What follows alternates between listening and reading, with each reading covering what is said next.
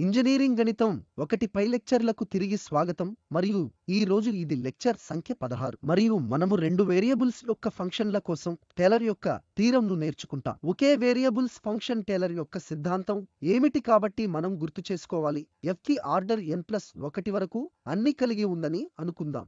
Point ఉన్న కొంత విరామంలో x 0కి సమానం మరియు ఆ సందర్భంలో మనం ఈ f0 ను వ్రాయగలము కాబట్టి ఇది అప్పటి x0 పరిసరాల్లో ఒక పాయింట్. మేము దీనిని ఇలా వ్యక్తపరచవచ్చు: f0h²/2 సెకండ్ ఆర్డర్ డెరివేటివ్ మరియు మొదలైనవి ద్వారా x0h² వద్ద ఫస్ట్ ఆర్డర్ డెరివేటివ్.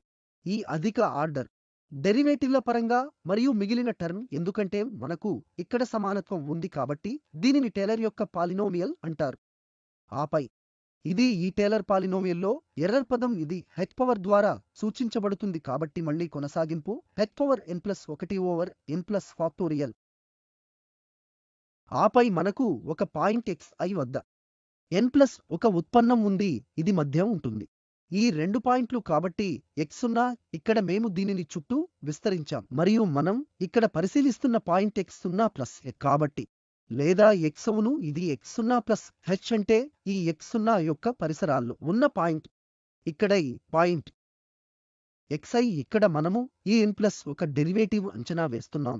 ఇది తెలియదు కానీ ఇది ఎక్కడో ఉంది x0 మరియు x0+h మధ్య కాబట్టి ఖచ్చితంగా మనం ఇక్కడ కూడా వ్రాయవచ్చు x0+h. ఇది ఇక్కడ x0 మరియు x0+h మధ్య ఉన్న పాయింట్. ఇప్పుడు 2 వేరియబుల్స్ యొక్క ఫంక్షన్ కోసం టేలర్ యొక్క సిద్ధాంతం కాబట్టి మేము మళ్ళీ ఏదో డొమైన్ డిలో నిర్వచించాం మరియు మనకు n+1 ఆర్డర్ వరకు నిరంతర పాక్షిక క్రమం డెరివేటివ్ ఉంది ఇక్కడ ఒక పాయింట్ యొక్క కొన్ని పరిసరాల్లో x0y డొమైన్లో. అప్పుడు మనం ఇక్కడ వ్యక్తపరచవచ్చు ఈ x0+hy0+k మళ్ళీ ఈ x0 యొక్క పరిసరాల్లో ఒక పాయింట్ మరియు మనము ఈ ఫంక్షన్ విలువను ఇక్కడ ఈ ద్వారా ఇక్కడ వేరే పాయింట్ వద్ద పొందవచ్చు కాబట్టి x0+y000+0 x0y0. ఆపై ఇవి ఇప్పుడు మొదటి ఆర్డర్ నిబంధనలు. మనకు పార్షియల్ ఉంది డెరివేటివ్, ఇవి మొదటి ఆర్డర్ పార్షియల్ డెరివేటివ్ కాబట్టి x కి సంబంధించి పార్షియల్ డెరివేటివ్ మరియు k తో y కి సంబంధించి పార్షియల్ డెరివేటివ్. ఆపై మనకు ఒకే వేరియబుల్ కేసు మాదిరిగానే ఫాక్టోరియల్ కంటే ఎక్కువ ఉన్నాయి. ఆపై ఇక్కడ మనకు ఈ హయ్యర్ ఆర్డర్ నిబంధనలు ఉన్నాయి. ఇప్పుడు రుజువులో మనకు లభిస్తుంది ఈ h ద్వారా మనకు అర్థం ఏమిటి? x+k కి సంబంధించి పార్షియల్ డెరివేటివ్ y మరియు తరువాత హోల్ స్క్వేర్ కాబట్టి మనం ఇక్కడ కొంచెం వేచి ఉండాలి. ఆపై ఇది n వరకు కొనసాగుతుంది మరియు 1/ఫ్యాక్టరియల్ n మరియు f0y0 కాబట్టి పార్షియల్ డెరివేటివ్స్ x0y0 వద్ద అంచనా వేయబడుతుంది ఇక్కడ అన్ని పార్షియల్ డెరివేటివ్. ఆపై ఇక్కడ మిగిలిన పదం మళ్ళీ ఈ నిబంధనల కొనసాగింపు మరియు ఏకైక వ్యత్యాసం ఏమిటంటే ఈ పాయింట్ ఇక్కడ n+1 ఉత్పన్న వాదన ఈ పదం కారణంగా కనిపిస్తుంది. ఇక్కడ x0+θ h/0+θk వద్ద మరియు ఈ θ మధ్య మరియు 1 మరియు కాబట్టి అంటే మళ్ళీ ఇది ఇక్కడ పాయింట్ ఈ x0y0 మధ్య మరియు ఇక్కడ ఈ పాయింట్ x0+hy0+k కాబట్టి ఈ మొదటి వాదన x0 నుండి x0+h వరకు మారుతుంది. θ 0 నుండి 1కి ఒకసారి మారుతుంది. ఇక్కడ y 0 నుండి 0 వరకు మారుతూ ఉంటాయి లేదా y 0 నుండి y0+k వరకు మారవచ్చు. ఈ θ 0 నుండి 1 వరకు మారినప్పుడు మేము దీని ప్రూఫ్ ద్వారా వెళ్తాము. ఫలితం ఇది 2 వేరియబుల్స్ కోసం టేలర్ యొక్క థీరం మరియు మీరు సరళత కోసం తీసుకుంటారు n2కు సమానం అంటే మీరు ఆర్డర్ 3 వరకు విస్తరణలో నిబంధనలను పరిగణనలోకి తీసుకుంటారు. మేము ఈ x ను x+t మరియు y కి సమానం అని తీసుకుంటాం. y 0+t మరియు t అనేది ఇంటర్వెల్ 0 నుండి కొంత పారామీటర్ మరియు 0 మరియు 1 సహా దీన్ని కలిగి ఉన్నందున మేము ఇప్పుడు ఒక ఫంక్షన్ను నిర్వచించాము t ఫంక్షన్ x0+ty0+tk ఈ హెచ్ మరియు కే ఇప్పటికే విస్తరణలో ఇవ్వబడింది. ఇది ఏదో ఒక విధంగా స్థిరంగా x0 y0 కూడా ఆ పాయింట్ కూడా పరిష్కరించబడింది. ఆపై ఈ t ఇక్కడ మారుతుంది. ఈ ఇంటర్వెల్లో 0 మరియు 1 ఇక్కడ ఈ ఫంక్షన్ x0 ప్లస్ tk. ఈ x0 మరియు y00 స్థిర h మరియు k స్థిరంగా ఉంటుంది మనకు ఇక్కడ వేరియబుల్ t కాబట్టి మనం దీనిని ఒక వేరియబుల్ యొక్క t ఫంక్షన్ గా నిర్వచించాము మరియు ఒక వేరియబుల్ యొక్క ఫంక్షన్ కోసం ఇక్కడ ఉత్పన్నం పొందవచ్చు t కి సంబంధించి డెరివేటివ్ మరియు గుర్తుంచుకోండి ఇది కాంపోజిట్ ఫంక్షన్ లాంటిది కాబట్టి ఇక్కడ మనకు x మరియు ఇక్కడ మనకు y ఉంది ఇక్కడ x0 ప్లస్ ఈ th మరియు ఈ y0 ప్లస్ tk కాబట్టి y మనకు ఈ వేదం ఈ పై లెక్కించండి. మనం ముందు నేర్చుకున్నాము ప్రధాన t అనేది t కి సంబంధించి ఈ f యొక్క డెరివేటివ్ కి సంబంధించి పై యొక్క ఉత్పన్నం ఎందుకంటే ty పరంగా xy ఇచ్చినప్పుడు ఇది ఒక వేరియబుల్ యొక్క ఫంక్షన్ కాబట్టి ఆ మిశ్రమ సూత్రం మేము రాసాము ∂f/∂xd x/dt మరియు మొదలైనవి. ఇప్పుడు దీనిని లెక్కిస్తుంది ఇక్కడ ఇది dx/dt కాబట్టి x0 plus t h dx/dt అంటే h మాత్రమే ఇక్కడ ఉంటుంది కాబట్టి ఇది h. ఇది x కి సంబంధించి పాక్షిక ఉత్పన్నం మనం ఇక్కడ వ్రాసినట్లుగా ఇది ఇక్కడ t కి సంబంధించి k ఉత్పన్నం y ను పొందుతుంది కనుక ∂y మరియు ఇది f∂x కాబట్టి ఇది f∂y కాబట్టి f వద్ద xy పాయింట్ వద్ద మేము బయట రాయాము. దీన్ని చెరిపివేద్దాం. మనం ఈ f ఇక్కడ రాసాం h మరియు ∂f పాయింట్ xy వద్ద ∂f/∂xx లేదా ఈ x0 plus y0 plus k మరియు మళ్ళీ ∂f/∂y. అదేవిధంగా మేము సెకండ్ ఆర్డర్ డెరివేటివ్ లెక్కించవచ్చు కాబట్టి మనకు ఇక్కడ ఫస్ట్ ఆర్డర్ ఈ h నిబంధనలు ఉన్నాయి. ఇది ఇక్కడ h మరియు ఇది ఇక్కడ k. మేము ఇప్పుడు లెక్కించాము ఈ పదం యొక్క రెండవ ఆర్డర్ ఉత్పన్నం కాబట్టి h అది అలాగే ∂f/∂x యొక్క ఉత్పన్నం మళ్ళీ అదే గొలుసు సూత్రం ఉపయోగించబడుతుంది కాబట్టి దీని యొక్క పార్షియల్ డెరివేటివ్ మళ్ళీ కి సంబంధించి కాబట్టి డబుల్ డెరివేటివ్ ఇక్కడ మళ్ళీ dx/dt పదం వస్తుంది తరువాత ప్లస్ y కి సంబంధించి f యొక్క పాక్షిక ఉత్పన్నం కాబట్టి ఇది ఇప్పటికే x కి సంబంధించి ఉంది మనకు y మరియు x కి సంబంధించి రెండవ ఆర్డర్ పాక్షిక ఉత్పన్నం ఉంది ఆపై ఈ k వస్తుంది ఎందుకంటే మనకు dy/dt కలిగి ఉంటుంది కాబట్టి మేము దీన్ని ఉపయోగించాం ఈ ∂f/∂x పై మళ్ళీ చైన్ రూల్ మరియు అదేవిధంగా ∂f/∂y అనే పదం ఇక్కడ ఇవ్వబడింది కాబట్టి మరింత స్పష్టంగా చెప్పడానికి ∂f/∂x యొక్క ఉత్పన్నం మనం తీసుకున్నప్పుడు ఇది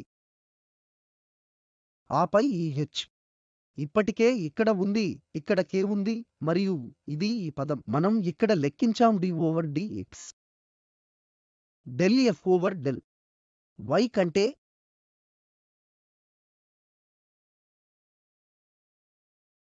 df t కి సంబంధించి ఇక్కడ మనం ఈ గొలుసు నియమాన్ని మళ్ళీ ఉపయోగిస్తాము తద్వారా ఈ రెండవ ఆర్డర్ ఉత్పన్నం యొక్క x కి సంబంధించి పాక్షికం మరియు తరువాత dx/dt ఇది h అవుతుంది ఆపై ఇక్కడ y కి సంబంధించి దీని యొక్క పాక్షిక ఉత్పన్నం dy/dt ఇది k. సరే ఆపై మేము ఈ చిన్న సరళీకృతం చేశాము ఇక్కడ ఫారం h² మరియు ఈ hk మరియు ఇక్కడ కూడా khh మరియు ఈ రెండవ ఆర్డర్ పార్షియల్ డెరివేటివ్ సమానంగా ఉన్నాయని ఊహిస్తూ మనకు ఈ ha మరియు రెండవ ఆర్డర్ మిశ్రమ ఆర్డర్ డెరివేటివ్ ఉంది ప్లస్ ఈ k చదరపు మరియు సెకండ్ ఆర్డర్ టర్మ్ ఇక్కడ ఆపై మేము మూడవ ఆర్డర్ పదాన్ని కూడా లెక్కించవచ్చు కాబట్టి మేము ఈ మూడవ ఆర్డర్ పదాన్ని లెక్కించడానికి ముందు ఇది సరే మేము ఈ చిన్న మరింత సౌకర్యవంతమైన రూపాన్ని వ్రాస్తాము ఇది h చదరపు 2 ha ప్లస్ k చదరపు వంటిదే h ప్లస్ k స్క్వేర్ పదం మరియు కోసం మనకు కూడా ఉండే సంజ్ఞామానం సౌకర్యం ఎందుకంటే ఇక్కడ మనకు ∇2 వంటి రెండవ ఆర్డర్ పదం ఉంది ఇది ఇక్కడ hk వంటి పదం కూడా yy పదం కాబట్టి సెకండ్ ఆర్డర్ టర్మ్ కూడా ఉంది కాబట్టి మనకు కూడా ఉంది ఈ కుండలీకరణం లోపల వ్రాయబడింది కాబట్టి ఈ స్క్వేర్ యొక్క అర్థం h అవుతుంది square second order partial derivative దీని హోల్ స్క్వేర్ కాదు, కానీ x కి సంబంధించి దీని సెకండ్ ఆర్డర్ డెరివేటివ్. అప్పుడు k చదరపు మరియు సెకండ్ ఆర్డర్ డెరివేటివ్ y కి సంబంధించి మరియు తరువాత రెండుసార్లు ha మరియు మిశ్రమ ఆర్డర్ ఉత్పన్నాలు కాబట్టి ఈ హోల్ స్క్వేర్ అక్షరాలా కాదని మనం అర్థం చేసుకోవాలి. ఈ రెండు పదాల స్క్వేర్, కానీ ఇక్కడ దీని అర్థం రెండవ ఆర్డర్ పార్షియల్ డెరివేటివ్స్ పరంగా ఉంది. అదేవిధంగా మేము మూడవ ఆర్డర్ ఉత్పన్నం లెక్కించవచ్చు. నేను ఇప్పుడు దీనిని వివరించను. ఇక్కడ h² పదం కోసం మనకు ఇక్కడ మళ్ళీ ఇక్కడ ఉంది. మనం ఈ గొలుసు నియమాన్ని మళ్ళీ ఇక్కడ ఉపయోగించాలి మరియు ఇక్కడ ఈ మూడు పదాలు h చదరపుతో ఇది ఈ మొదటి పదం నుండి hk మరియు k² వరకు మరియు మొదలైనవి.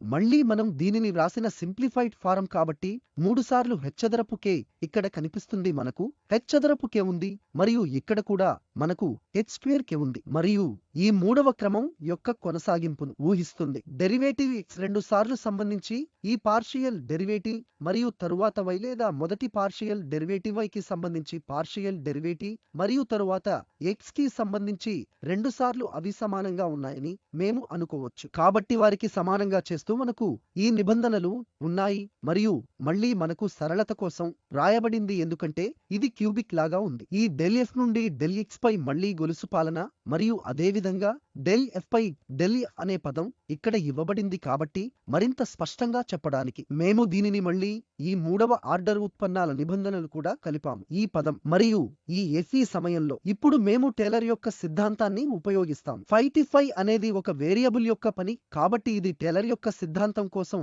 ఉన్న ఒక వేరియబుల్ కేసు. ఇది ఫీ t 0 కాదని మరియు t ప్రైమ్ 0 కాబట్టి మరియు మూడవ ఆర్డర్ పదం వరకు t క్యూబ్ లేదా ఫ్యాక్టెన్షియల్ 3 కాబట్టి మనం దీన్ని ఏ ఆర్డర్ పదానికి అయినా పొడిగించవచ్చు కాబట్టి మూడవ ఆర్డర్ ఉత్పన్నం మరియు తీటా t. ఇప్పుడు మనం ఈ t ను ఇక్కడ ఒకదానికి సబ్స్టిట్యూట్ చేస్తాము ఎందుకంటే t 0 నుండి 1 వరకు మారుతుంది. ఇది ఈ t యొక్క ఏదైనా విలువకు నిజం కాబట్టి మనం t ను 1కి సమానం మరియు తరువాత మనకు లభిస్తుంది. ఇక్కడ కేవలం తీటా మాత్రమే కాబట్టి ఇప్పుడు మేము ఈ φ ని సబ్స్టిట్యూట్ చేస్తాము కాబట్టి ఈ φ ప్రైమ్ డబుల్ ప్రైమ్ మొదలైనవి మరియు ఇది ఒక వేరియబుల్ యొక్క టేలర్ యొక్క థీరం కారణంగా ఉంది. ఆపై మనం ఇప్పుడు సబ్స్టిట్యూట్ చేయవచ్చు కాబట్టి పై 1 కాబట్టి ఒక వైపు φ అంటే ఇక్కడ t ప్రత్యామ్నాయంగా ఉంటుంది కాబట్టి ఈ t 1 అవుతుంది కాబట్టి φ fx0 ప్లస్ h మరియు y0 ప్లస్ k ఈ పదం t 0 వస్తుంది కాబట్టి t 0 కాబట్టి మనకు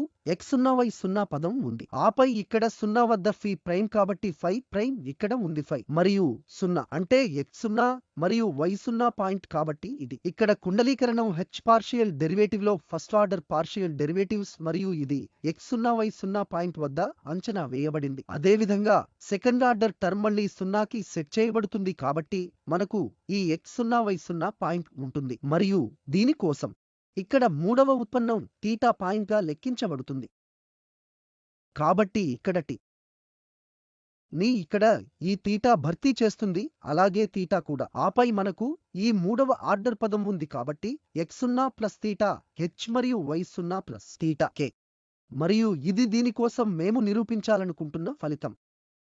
రెండు వేరియబుల్స్ యొక్క విధుల కోసం టేలర్ యొక్క సిద్ధాంతం మరియు సాధారణంగా మేము ఆ విస్తరణను విస్తరించవచ్చు. ఈ టేలర్ యొక్క ఒక వేరియబుల్ యొక్క సిద్ధాంతంలో తరువాత మనకు రెండు వేరియబుల్స్ కోసం ఉండవచ్చు. సాధారణంగా మనకు ఈ ఫలితం x0 ప్లస్ h మరియు y0 ప్లస్ k మరియు మేము ఈ నిరంతరాన్ని కొనసాగించవచ్చు క్యూబిక్ టర్మ్ మరియు తరువాత మనకు ఈ n ఆర్డర్ పార్షియల్ డెరివేటివ్స్ నిబంధనలు ఉన్నాయి మరియు తరువాత ఇది మిగిలిన పదం. ఇక్కడ మనకు ఈ సాధారణ వేరియబుల్ ఉంది ఈ x0 plus theta hy0 plus theta k ఇక్కడ తీటా 0 మరియు 1 మధ్య ఉంటుంది కాబట్టి ఇక్కడ ఈ వాదన మారుతుంది x0 నుండి ఈ 0 ప్లస్ h మరియు ఇక్కడ ఇది ఇప్పుడు y0 నుండి y0 ప్లస్ k వరకు మారుతుంది. తీటా 0 నుండి 1 వరకు మరియు ప్రత్యామ్నాయంగా ఉన్నప్పుడు fxy వంటి వ్యక్తీకరణను fx0కి సమానం. ఇక్కడ మాత్రమే వ్యత్యాసం x0 ప్లస్ h మరియు ఇప్పుడు మనకు xy పాయింట్ ఉంది కాబట్టి xx మరియు x మరియు ఇక్కడ x మరియు వ్యత్యాసం ఉంది కాబట్టి x ఇక్కడ కూడా ఇప్పుడు హెచ్ మరియు x0 యొక్క వ్యత్యాసంగా మారుతుంది. అంటే x మైనస్ x0 కాబట్టి ఖచ్చితంగా మనకు ఇక్కడ h లాంటిది. ఇక్కడ మనకు ఈ h ఉంది మరియు ఎందుకంటే ఇది ఈ x0 ప్లస్ h యొక్క వ్యత్యాసం మరియు ఈ x0 పదం కాబట్టి h ఇక్కడ కనిపిస్తుంది కానీ ఈ సందర్భంలో మేము తీసుకున్నప్పుడు xy పాయింట్ x0 యొక్క పరిసరాల్లో అప్పుడు ఇది h బదులుగా ఇక్కడ వ్యత్యాసాన్ని వ్రాస్తుంది x మరియు ఈ x0 కాబట్టి x మైనస్ x0 ఇక్కడ మళ్ళీ y మైనస్ y0 ఇక్కడ నుండి మరియు కాబట్టి మిగిలిన ప్రతిదీ ఒకే విధంగా ఉంటుంది. ఈ h ఇక్కడ ఉంటుంది. ఇది తీటా h కాబట్టి తీటా x మైనస్ x0 మరియు y0 ప్లస్ తీటా k కాబట్టి ఇది y మైనస్ y0 పదం. మిగిలినవన్నీ ఒకే విధంగా ఉంటాయి.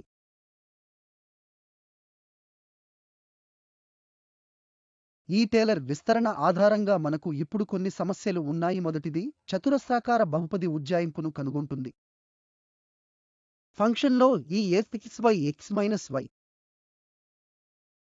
ఓవర్ x ప్లస్ y కి సమానం మరియు మేము దీన్ని విస్తరించాలనుకుంటున్నాం. ఈ పాయింట్ చుట్టూ చతురస్రాకార బహుపది ఒకటి మాత్రమే కాబట్టి మేము ఇక్కడ వ్రాయము మొత్తం టేలర్ యొక్క సిద్ధాంతం కానీ కేవలం వర్గ బహుపది పదం. మేము దానిని దాదాపుగా లెక్కించాలనుకుంటున్నాము. మేము మన సూత్రంలో మనం తిరిగి వెళితే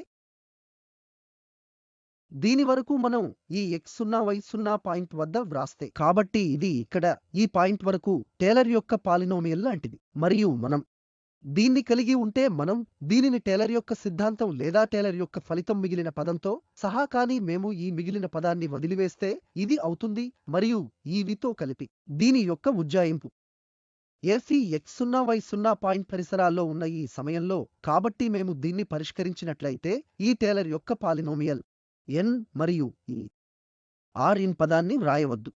ఇక్కడ ఈ ఫంక్షన్ యొక్క వర్గ పాలినోమియల్ పై మరియు ఈ పాయింట్ x0 y0 గురించి మాకు ఆసక్తి ఉంది. x కి సంబంధించి దీని పార్షియల్ డెరివేటివ్ పొందడానికి అంటే మీరు దీనికి సంబంధించి వేరు చేస్తారని అర్థం.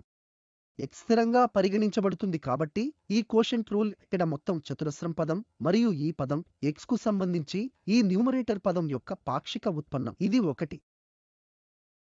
ఆపై మనకు మైనస్ పదం x మైనస్ y మరియు ఈ పదం యొక్క ఈ పార్షియల్ డెరివేటివ్ x కి సంబంధించి ఇది మళ్ళీ ఒకటి మరియు మేము దీనిని సరళీకృతం చేసినప్పుడు ఇది ఇక్కడ 2y పదం కాబట్టి 2y over x plus y whole square. ఆపై ఈ సమయంలో మనం దీనిని అంచనా వేయవచ్చు. ఇది స్క్వేర్ కు 1 ఓవర్ 1 కాబట్టి మనకు ఇక్కడ 2 పదాలపై 1 ఉంది. అప్పుడు y కి సంబంధించి పార్షియల్ డెరివేటివ్ అదేవిధంగా కాబట్టి మళ్ళీ మనం ఇక్కడకు వస్తాము -2x over x plus y square మరియు మనం దీన్ని ఒక పాయింట్ వద్ద లెక్కించవచ్చు. ఇది మాకు -సగం ఇస్తుంది. అదేవిధంగా మనకు అవసరమైన వర్గ పదం కోసం కనీసం అవసరం. మేము సెకండ్ ఆర్డర్ టర్మ్ కి వెళ్ళాలి కాబట్టి fx ఇక్కడ x కి సంబంధించి డెరివేటివ్ మళ్ళీ తీసుకోవాలి.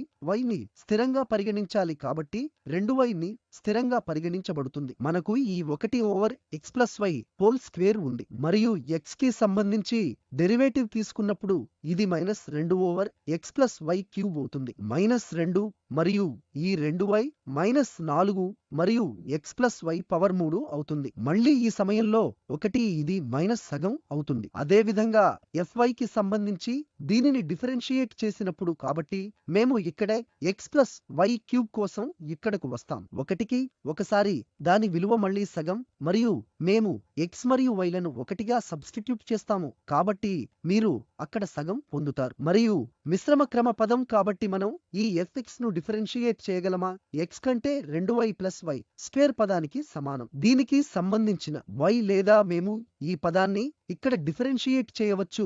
దీనికి సంబంధించిన ఈ పదాన్ని పొందడానికి x2 x మైనస్ 2y మరియు x ప్లస్ y పవర్ 3 మరియు మళ్ళీ మనం దీన్ని పాయింట్ 1 వద్ద లెక్కించాలి కాబట్టి మనం 0గా పొందుతాం ఎందుకంటే మనం అక్కడ ఒకదాన్ని ప్రత్యామ్నాయం చేసినప్పుడు 2 మైనస్ 2 0 అవుతుంది. ఇక్కడ మనకు ఇప్పుడు fx1 వద్ద మూల్యాంకనం చేశాము. ఇది 1/2 fy చేత 1 దాని -1/2 fx చేత రెండవ ఆర్డర్ దాని -1/2 1 మరియు అంతకంటే ఎక్కువ కాబట్టి రెండవ ఆర్డర్ పాలినోమియల్ నేను చెప్పినట్లుగా మేము సెకండ్ ఆర్డర్ టర్మ్ వరకు వెళ్తాము కాబట్టి మనకు f1 ఉంది. 1 వద్ద x కి సంబంధించి పార్షియల్ డెరివేటివ్ మరియు తరువాత x-1 ఇక్కడ నుండి ఇవి మొదటి ఆర్డర్ నిబంధనలు కాబట్టి fx ఒక x- వద్ద కాబట్టి h పరంగా మళ్ళీ ఈ వ్యత్యాసం fy1 ఆపై మనకు y-1 మళ్ళీ ఇక్కడ వ్యత్యాసం ఉంది.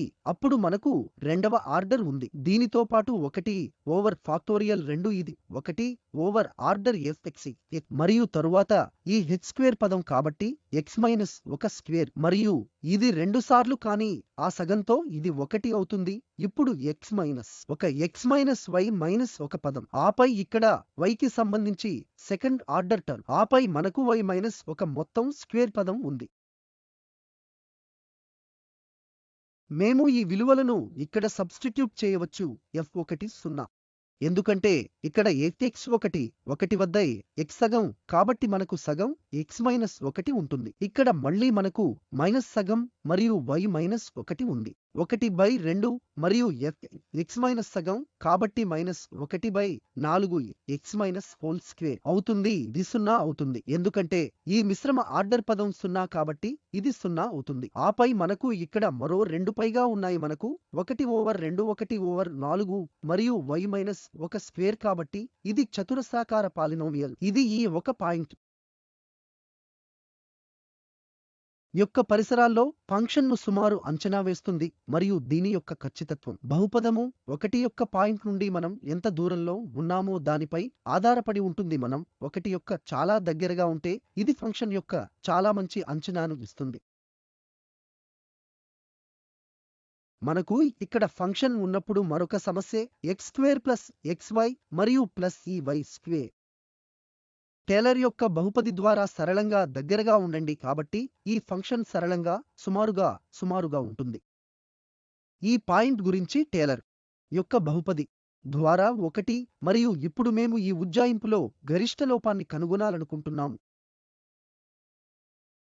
ఇక్కడ ఈ చతురస్రంలో ఒక పాయింట్ వద్ద x-1 కంటే తక్కువ మరియు y-1 పాయింట్ 1 కంటే తక్కువ కాబట్టి మనకు కావలసినది ఇక్కడ చర్చించడానికి మనకు ఒక పాయింట్ ఉంటే ఉదాహరణకు మరియు మేము ఈ పాయింట్ చుట్టూ ఈ ఫంక్షన్ను విస్తరిస్తున్నాం.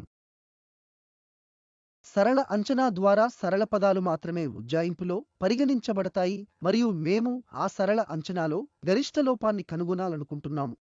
మనం ఇక్కడ ఈ కూడలిలో ఏదైనా పాయింట్ తీసుకుంటే ఈ పాయింట్ చుట్టూ 1 ద్వారా ఇది ఇక్కడ పాయింట్ 1 ఇది పాయింట్ 10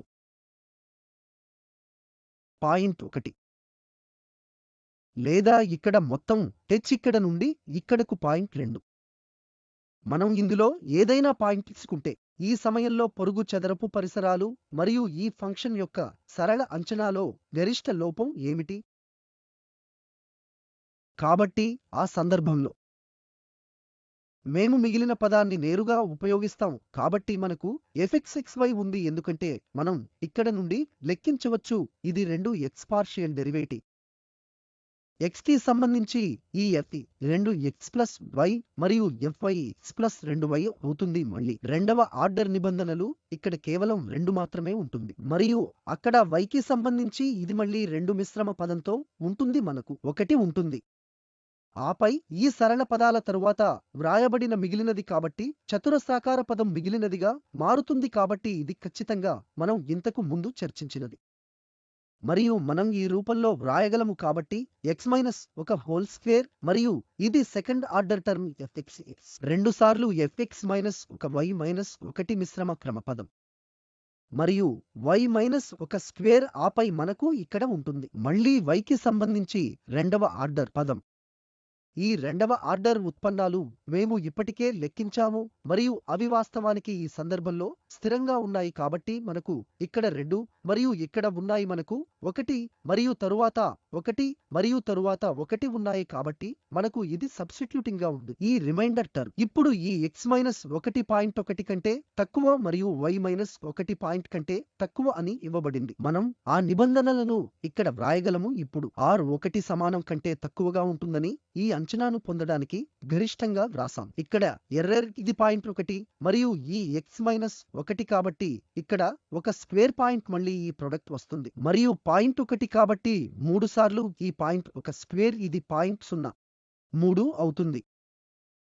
ఇక్కడ చివరి సమస్యలు కాబట్టి ఈ ఫంక్షన్ యొక్క ఈ మూడవ ఆర్డర్ నిబంధనల వరకు ఉత్పన్నాలతో కూడిన 0 గురించి మనకు టేలర్స్ ఫార్ములా ఉంది. మళ్ళీ ఇది ఈ రిమైండర్ టర్మ్తో సహా టేలర్స్ థీరం మరియు మేము దీనిని పరిగణించాము. ఇక్కడ మూడవ ఆర్డర్ నిబంధనలు మనము ఈ f00ను లెక్కించాలి. ఈ సందర్భంలో 1 కాబట్టి 1 అవుతుంది మరియు తరువాత మొదటి ఆర్డర్ ఉత్పన్నాలు మనం ఈ fx కోసం లెక్కించాలి. ఇది మైనస్ ఎందుకంటే ఈ cos minus sine x plus y ను ఇస్తుంది. ఆపై మళ్ళీ 0 వద్ద ఇది y కి సంబంధించి పార్షియల్ డెరివేటివ్ మళ్ళీ సైన్ అవుతుంది మరియు ఇది అక్కడ 0 అవుతుంది. అదేవిధంగా ఇక్కడ రెండవ ఆర్డర్ ఉత్పన్నాలు సైన్ కాస్ అవుతుంది. ఆపై మనకు minus cos x plus y ఉంది. ఇది మనం ఈ 0 పాయింట్ వద్ద అంచనా వేయవచ్చు మరియు ఇది మనకు -1 ఇస్తుంది. మూడవ ఆర్డర్ ఉత్పన్నాలు అదేవిధంగా మనం మళ్ళీ సింప్ x ప్లస్ y ను తిరిగి పొందుతాము.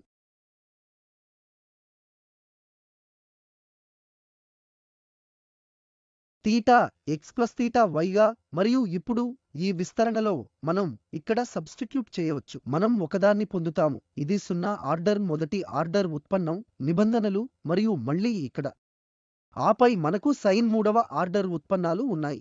ఈ పదంలో మనకు sine theta x plus theta y ఉంది మరియు సరళీకరణ తరువాత మనకు ఒక మైనస్ ఈ x plus y whole square లభిస్తుంది. ఇది x ప్లస్ y మొత్తం. ఆపై ఇది సైన్ ఎందుకంటే ఇది కూడా సాధారణం సింటా x ప్లస్ తీటా y. బాగా 2 వేరియబుల్స్ యొక్క ఫంక్షన్ కోసం మేము ఈ టేలర్ యొక్క సిద్ధాంతాన్ని నేర్చుకున్నాము. ఇది ఒక వేరియబుల్ యొక్క ఈ విధుల పొడిగింపు అని గమనించింది కాబట్టి ఇది ఈ పరిసరాల్లోని పాయింట్ మరియు ఈ విలువను పొందడానికి లేదా ఈ విస్తరణ పరంగా ఈ విలువను వ్రాయడానికి ఈ ఫంక్షన్ను విస్తరించవచ్చు. ఇవి ఇక్కడ మొదటి ఆర్డర్ నిబంధనలు. మనకు h2k² 2 hతో రెండవ ఆర్డర్ నిబంధనలు ఉన్నాయి మరియు అదేవిధంగా మనకు ఉంటుంది ఈ వరకు అధిక ఆర్డర్ ఉత్పన్నాలు మరియు ఇది మిగిలిన పదం. ఇది లోపం పొందడానికి తరచుగా ఉపయోగపడుతుంది లేదా ఉజ్జాయింపులో లోపం యొక్క అంచనా. ఈ ఉపన్యాసం తయారీకి ఉపయోగించే సూచనలు ఇవి. మీకు చాలా కృతజ్ఞతలు.